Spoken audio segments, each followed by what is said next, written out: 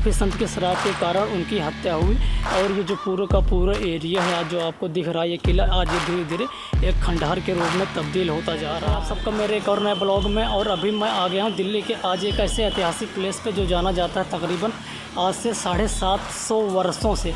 और ये जो जाना जाता है, ये किला जाना जाता है अपनी लंबाई के कारण। जो इसकी क्षेत्रफल है वो पूरा 6.5 किलोमीटर के क्षेत्रफल में फैला हुआ है। और इस किले के अजीब अजीब फैक्ट हैं, कुछ हिस्टोरिकल फैक्ट हैं, कुछ यहाँ के जो लोगों के बारे में कहना है कि जो यहाँ के गयासुद्दीन तुगलक शासक थे, एक सूफी संत के शराब के कारण जो उनके पुत्र मोहम्मद बिन तुगलक ने अपने पिता का ही कत्ल कर दिया, उनकी हत्या कर दी। और कुछ इस तरीके से दिख जाएगा। यह है इस किले का मेन एंट्रेंस गेट है जिससे अभी हम एंट्री करने वाले हैं और चलते हैं इस किले के अंदर और बाकी इतिहास।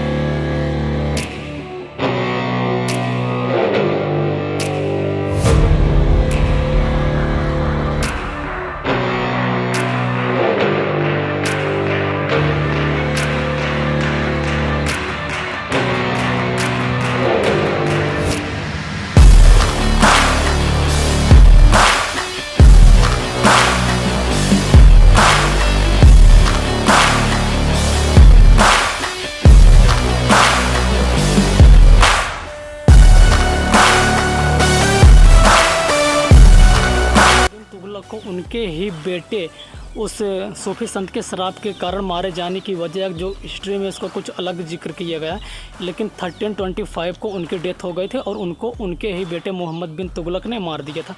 और मारने के बाद यहाँ की गद्दी पर वो बैठ गए और कुछ दिनों के बाद उन्हें इस जगह पर अच्छा नहीं लगा, तो इसके बाद यहाँ से वो आप मेरे सामने जो देख रहे हो, यहाँ से जाकर कुछ ही दूरी पर उन्होंने अपने एक नए किले का निर्माण किया। और ये जो पूरा किला है इसी किले के अंडर में आता था उनका किला, तो वहाँ की गद्दी पर वो बैठ गए, उसी जगह पे वो रहा करते थे। और शायद कुछ यहाँ के जो लोगों का उनका कहना है कि उस सूफी संत की बात वो सत्य निकली। मैं आपको दिखाता हूँ जो गयासुद्दीन का गेस्ट हाउस हुआ करता था जहाँ वो अपने मेहमानों को रखते थे। चलिए मैं आपको दिखाता हूँ वाला क्षेत्र। और आप देख सकते हो इस किले की मोटी मोटी दीवारें जो आज एक खंडहर का रूप ले चुकी हैं। और कुछ इधर इस तरीके से दिख जाएगा जो उनका गेस्ट हाउस हुआ करता था। मेरे पीछे आप देख सकते हो यही है गयासुद्दीन तुगलक का गेस्ट हाउस, जहाँ पे वो अपने मेहमानों को खातिरदारी करते थे, अपने मेहमानों को रखा जाता था। और 14वीं शताब्दी के अंदर भी इसको बनवाया गया था। ये वही उनका गेस्ट हाउस है, कुछ इस तरीके से दिख जाएगा। और आपको ये खंडहर हुई पूरी बिल्डिंग दिख जाएगी जहाँ पर वो डिनर किया करते थे चेयर लगा के। और चलिए मैं आपको दिखाता हूँ इसके साथ गयासुद्दीन का वो पैलेस, उस टाइम का महल जो वहाँ पे रहा करते थे उस 14वीं शताब्दी के अंदर, आज जो भी एक खंडहर का रूप ले चुका है वो भी। और यहाँ की अधिकतर जो बिल्डिंग्स है वो पूरी तरह गिर चुकी हैं, कुछ निशान बचे हैं। और कुछ इस तरीके से दिख जाएगा यहाँ का आपको उनका पैलेस। ये वही है जहाँ पे शासक गयासुद्दीन और उनके शासकिया रहते थे, उनके रहने की जगह हुआ करती थी उस टाइम में। और प्रेजेंट टाइम में आज इसको किंग ऑफ पैलेस बोला जाता है, जो आज एक खंडहर का रूप ले चुकी है। कुछ इस तरीके से दिख जाएगा यहाँ का उनके रहने की जगह हुआ करती थी। चलिए और मैं दिखाता हूँ आपको इस किले के और बाकी सारे पॉइंट्स को। जो अंग्रेज़ हुआ करते थे, जैसे अंग्रेज़ों ने यहाँ पे शासन किया, उसके बाद मुग़लों ने शासन किया, और उसके बाद खिलजियों ने भी शासन किया और तुगलकों ने शासन किया। उनका क्या सोचना था कि ये कि जो भी आने वाली जनरेशन होगी उन्होंने ऐसे किलों का निर्माण करवाया जिससे उनको एक देखने को मिल जाए, एक प्रेरणा मिले कि अंग्रेज़ों के द्वारा, तुगलकों के द्वारा, मुग़लों के द्वारा या खिलजियों के द्वारा इस तरीके से कुछ आज भी उनकी निशानियाँ यहाँ देखने को मिलते हैं, उनके अवशेष देखने को मिलते हैं। हालांकि ये किला जितने किलों में से सबसे प्रसिद्ध किला माना जाता है ये तुगलकाबाद का किला। और चलिए मैं दिखाता हूँ आपको यहाँ के और सारे पॉइंट्स को।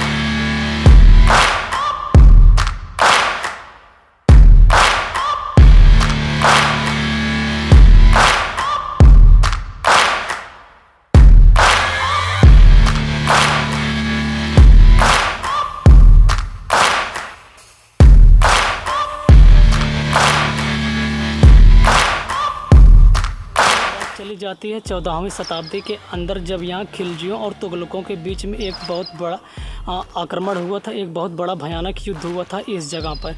और उसमें जो जीत हुई थी वो तुगलकों की हुई थी। फिर 1320 ईस्वी के दौरान यहाँ की गद्दी पर गयासुद्दीन बैठ गए और गयासुद्दीन तुगलक फिर इस बैठने के बाद यहाँ पे 1321 से लेकर 1325 ईस्वी तक इस किले का निर्माण कार्य कंप्लीट करवाया उनके ही शासनकाल में, और ये पूरी तरह 4 वर्ष में बनकर कंप्लीट हो गया था। और इस किले को बनवाने की एक उनकी इच्छा ये थी कि जब वो यहाँ पे इस युद्ध को जीत गए थे खिलजियों से, तो इस किले का निर्माण करवाया गया था उनके जीतने की खुशी में, और इसको बनाने में जो टाइम लगा था वो पूरे 4 वर्ष का लगा था। और उसके बाद कहा जाता है कि यहाँ पे गयासुद्दीन के शासनकाल में जब वो यहाँ की गद्दी पर बैठे, तो उसके बाद यहाँ पे एक बहुत ही डरावना और भयानक कह सकते हो एक श्राप मिला था उनको एक सूफी संत के द्वारा। और वो सूफी संत जब यहाँ पे आए थे इस जगह पे, उस समय शासनकाल हुआ करता था गयासुद्दीन तुगलक का। और गयासुद्दीन तुगलक जब यहाँ पे गद्दी पर बैठे हुए थे, जब वो सूफी संत आए जिनका नाम निजामुद्दीन औलिया था, निजामुद्दीन औलिया जब इस किले के अंदर आए, उन्होंने गयासुद्दीन तुगलक से एक गिलास पानी मांगा, क्योंकि उस टाइम तो गयासुद्दीन तुगलक भाई एक राजा हुआ करते थे, यहाँ के शासक हुआ करते थे, उन्होंने मना कर दिया। और उसके बाद जो वो सूफी संत थे, कहा जाता है कि उन्होंने शराब दे दिया और कहा कि जिस तरह से तुम्हारा घमंड है, इस तरह से तुम्हारा ये पूरा किला एक दिन खंडहर बन जाएगा, और तुम्हारे जो बड़े बेटा है वो जो जिससे सबसे प्यार करते हो वही तुम्हारी मौत का कारण बना। और ये बात चली जाती है 1325 के दिन, जब उनके बड़े बेटे मोहम्मद बिन तुगलक ने गयासुद्दीन का कत्ल कर दिया, उनकी हत्या कर दी गई। कुछ यहाँ के लोगों का मानना है कि उस जो सूफी संत है उसकी बात सत्य निकली, और कुछ हिस्ट्री में उसका अलग जिक्र किया गया है। लेकिन यहाँ के लोगों का यह भी मानना है कि उसके सूफी संत के शराब के कारण उनकी हत्या हुई। और ये जो पूरा का पूरा एरिया है आज जो आपको दिख रहा है, ये किला आज ये धीरे धीरे एक खंडहर के रूप में तब्दील होता जा रहा है। कुछ इस तरीके से आप देख सकते हो यहाँ की हिस्ट्री।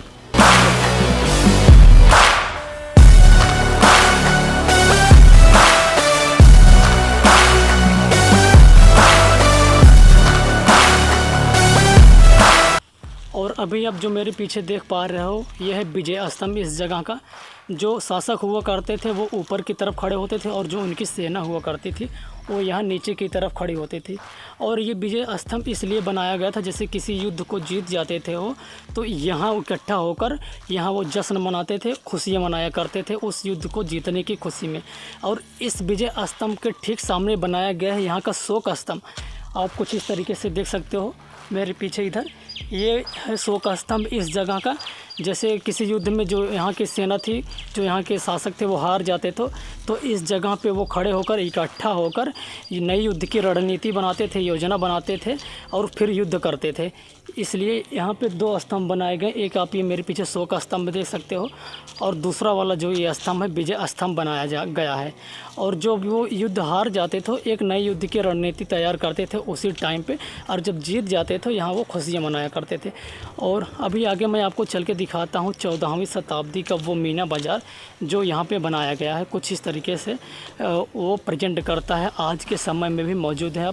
आपको 2 मीना बाज़ार देखने को मिल जाएंगे, एक लाल किले के अंदर बनाया गया है और एक इस किले के अंदर, और तीसरा जो है चित्तौड़गढ़ किले के अंदर बनाया गया है।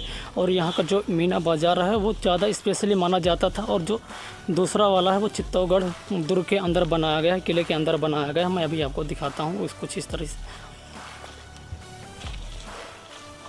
और जैसे ही आप आएंगे आगे तो आपको दिख जाएगा यहाँ का मीना बाज़ार उस टाइम का कुछ इस तरीके से जो आज प्रेजेंट कर रहा है। इसके अंदर पानी भरा हुआ है, इसके अंदर जाना अलाउड नहीं है, इसलिए आपको मैं बाहर से दिखा रहा हूँ। कुछ इस तरीके से नज़ारा दिख जाएगा इस मीना बाज़ार का। और इसके अंदर वाले एरिए का यहाँ जो आपको दिख रहा है, ये बीच में गलियारा हुआ करता था, जिससे जो यहाँ की पब्लिक होती थी वो आती जाती थी। और जो दुकानदार होते थे वो इसके बगल में आपको तहखाने टाइप दिख रहे हैं, जो एक दरवाज़ा गोलनुमा काटा गया, उसी के अंदर बैठकर सामान बेचा करते थे। और ये है उस 14वीं शताब्दी का मीना बाज़ार जो अभी हमारे सामने कुछ इस तरह से प्रेजेंट हो रहा है। चलिए अभी बाकी बहुत सारे पॉइंट्स हैं इस किले के अंदर एक्सप्लोर करने के लिए, और मैं दिखाता हूँ आपको वो सारे पॉइंट्स। और इधर आपको कुछ इस तरीके से दिख जाएगा, यह मेरे पीछे आप देख सकते हो। उनके जो घोड़े होते थे, जो हाथियाँ होती थी, जो एक स्थान से दूसरे स्थान तक ले जाते थे, और युद्ध में उनका बहुत बड़ा एक योगदान होता था युद्ध को जिताने में। और उनके रहने की जगह यहाँ पे इस स्थान पर बनाई गई थी। कुछ इस तरीके से आपको देखने को मिल जाएगा, वो उनकी रहने की जगह हुआ करती थी।